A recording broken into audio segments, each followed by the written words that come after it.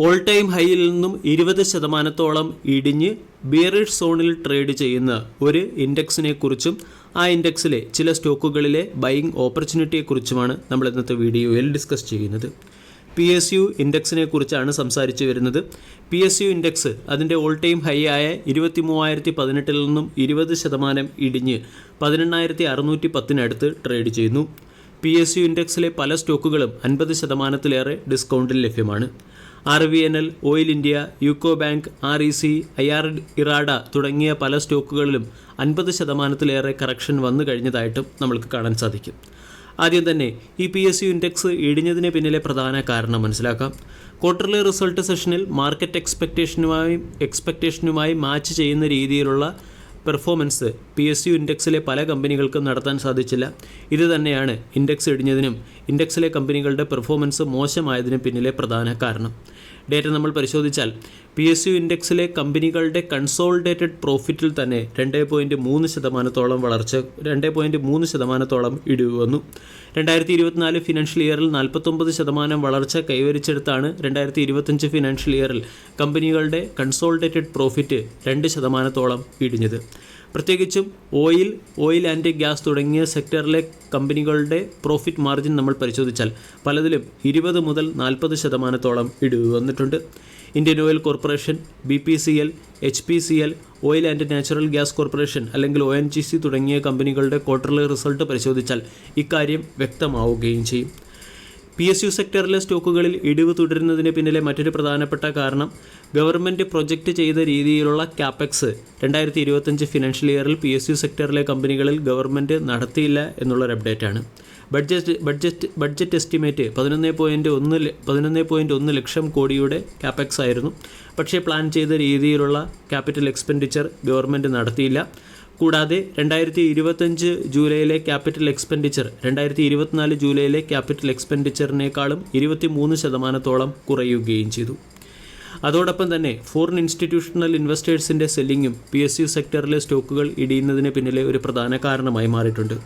Data നമ്മൾ പരിശോധിച്ചാൽ കഴിഞ്ഞ 5 വർഷം കൊണ്ട് PSU ഇൻഡെക്സ് 200% റിട്ടേൺ ആണ് നൽകിയത്. 200% റിട്ടേൺ നൽകിയ ഒരു ഇൻഡെക്സിലും 200% റിട്ടേൺ നൽകിയ പല സ്റ്റോക്കുകളിലും ഫോറിൻ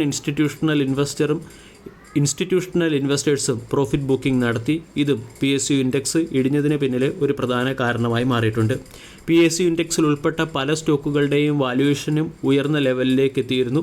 NTPC ഗ്രീൻ, ബെൽ തുടങ്ങിയ കമ്പനികളുടെ വാല്യുവേഷൻ 150 മുതൽ 252 മടങ്ങ് വരെ വർദ്ധിച്ചിരുന്നു. ഉയർന്ന വാല്യുവേഷനിലേക്ക് ഉയർന്നതും വാല്യുവേഷനെക്കുറിച്ചുള്ള കൺസേൺ നിലനിൽക്കുന്നതും PSU ഇൻഡെക്സിലെ സ്റ്റോക്കുകളിൽ സെല്ലിംഗ് പ്രഷറിന് പിന്നിലെ പ്രധാന കാരണമായി പ്രവർത്തിക്കുകയും ചെയ്തിട്ടുണ്ട്. ഷോർട്ട് ടൈമിൽ PSU ഇൻഡെക്സ് പലവിധ വെല്ലുവിളികൾ നേരിടുന്നെങ്കിലും ലോങ് ടൈമിലേക്ക് പരിശോധിച്ചാൽ ഈ ഇൻഡെക്സിൽ ഇപ്പോഴും ഓപ്പർച്യൂണിറ്റി ഉണ്ട്. പ്രത്യേകിച്ചും ഇന്ത്യ അതിൻ്റെ അടിസ്ഥാന സൗകര്യങ്ങൾ വികസിപ്പിക്കാൻ ശ്രമിക്കുമ്പോൾ അതിൻ്റെ ബെനിഫിറ്റ് PSU ഇൻഡെക്സിലെ സ്റ്റോക്കുകൾക്ക് ലഭിക്കും. പ്രത്യേകിച്ചും ഡിഫൻസ്, റെയിൽവേ പോലുള്ള സെക്ടറിലെ സ്റ്റോക്കുകളിൽ 2026 ഫിനാൻഷ്യൽ ഇയറിലും 2027 ഫിനാൻഷ്യൽ ഇയറിലും PSU സെക്ടറിലെ കമ്പനികളുടെ പെർഫോമൻസ് ഇംപ്രൂവ് ആകാൻ സാധ്യതയുണ്ടെന്ന് പല അനലിസ്റ്റുകളും പറയുന്നു. പ്രത്യേകിച്ചും ബാങ്കിങ്, ഇലക്ട്രിസിറ്റി, ഡിഫൻസ് തുടങ്ങിയ സെക്ടറിലെ കമ്പനികളിലൊക്കെ മികച്ച റിക്കവറി വരും സമയങ്ങളിൽ പ്രതീക്ഷിക്കാവുന്നതുമാണ്.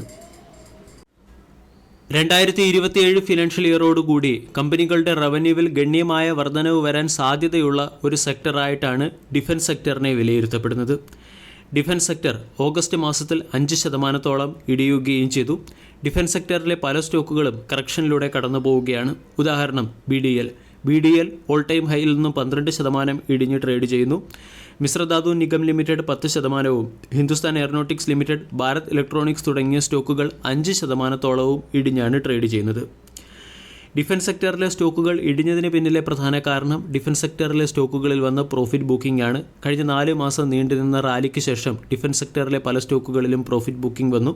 കൂടാതെ American president Donald Trump 50% tariff ഏർപ്പെടുത്തിയതും ഡിഫൻസ് എക്സ്പോർട്ടിംഗ് കമ്പനികളെ സംബന്ധിച്ചിടത്തോളമുള്ള ഒരു നെഗറ്റീവ് അപ്ഡേറ്റ് ആണ്.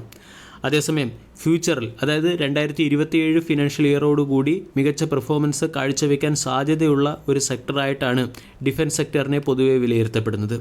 ഇതിന് പിന്നിലെ പ്രധാന കാരണം നമ്മൾ പരിശോധിച്ചാൽ 2025-27 ഫിനാൻഷ്യൽ ഇയറിൽ പല പൊതുമേഖല ഡിഫൻസ് സെക്ടറിലെ കമ്പനികളുടെ പ്രോഫിറ്റിലും റവന്യൂവിലും 12 മുതൽ 15% വളർച്ച വരാൻ സാധ്യതയുണ്ടെന്നാണ് അനലിസ്റ്റുകൾ പറയുന്നത്. പ്രൈവറ്റ് സെക്ടറിലെ കമ്പനികളിൽ, അതായത് പ്രൈവറ്റ് ഡിഫൻസ് സെക്ടറിലെ കമ്പനികളിൽ 18 മുതൽ 20% വളർച്ച വരാനും സാധ്യതയുണ്ട്. 2025 ഡിഫൻസ് മിനിസ്ട്രി 2.1 ലക്ഷം കോടിയിലധികമുള്ള പല പ്രോജക്റ്റുകൾ ഡിഫൻസ് സെക്ടറിലെ കമ്പനികൾക്ക് നൽകിയിട്ടുണ്ട്. ഈ പ്രോജക്റ്റുകളുടെ എക്സിക്യൂഷൻ 2027 ഫിനാൻഷ്യൽ ഇയറോടുകൂടി പൂർത്തിയാവുകയും ചെയ്യും. ഇതിൻ്റെ പശ്ചാത്തലത്തിൽ ഡിഫൻസ് സെക്ടറിലെ കമ്പനികൾ 2027 ഫിനാൻഷ്യൽ ഇയറിൽ ഡീസൻറ്റ് പെർഫോമൻസ് കാഴ്ചവെക്കുമെന്നാണ് അനലിസ്റ്റുകൾ പറയുന്നത്.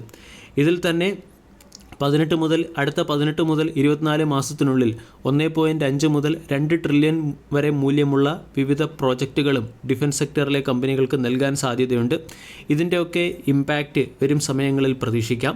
കൂടാതെ 2026 വർഷത്തിലെ ബഡ്ജറ്റിലും ഡിഫൻസ് വിഹിതം ഉയർത്താനുള്ള സാധ്യതയുമുണ്ട്.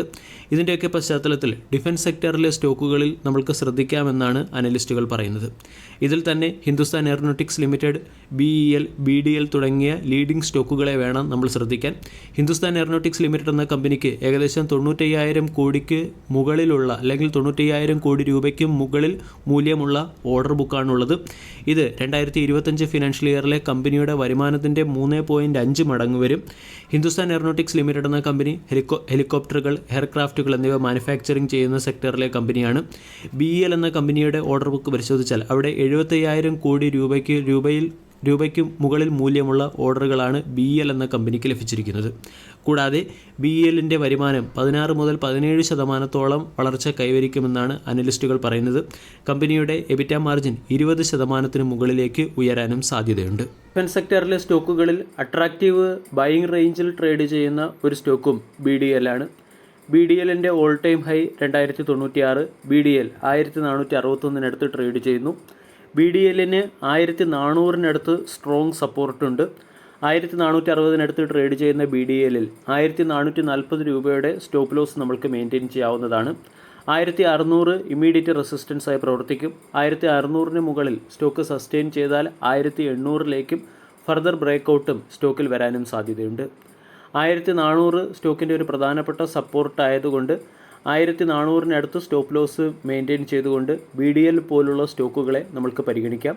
വീഡിയോ എല്ലാവർക്കും ഇഷ്ടമായി എന്ന് വിശ്വസിക്കുന്നു. താങ്ക്